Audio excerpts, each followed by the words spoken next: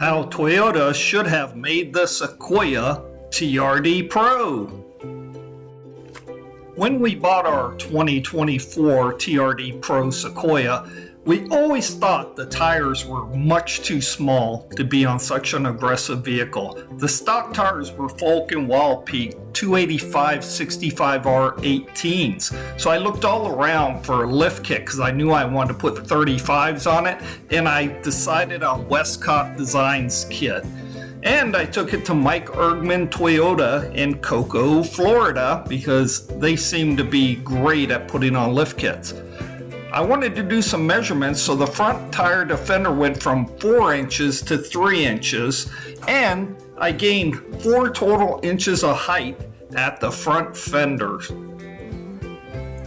In the back, the space between tire and fender went from 4 inches to 3 inches. And I gained 2.5 inches of height in the rear. Let's see how the Sequoia looks with the lift-in tires. This is the first time I saw it.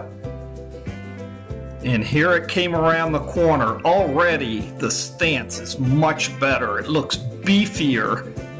And a good part about this is when you're out on the highway, now I sit up higher than a normal 4Runner. This is the way they should have done it. This is how they should have built the TRD Pro. And here's the 35-inch Nito Recron grapplers. They look really aggressive, but they ride so nice. So here's a picture of the front before and after. Big difference. We love how it now looks. Just the stance is great. We also decided to add the 1/2-inch collars to the front. I know in other videos sometimes they leave that out, but it's really needed because the Sequoia always seemed to slant down too much in the front, just way too much. So this actually brings it up a little bit, and the hood still slants down.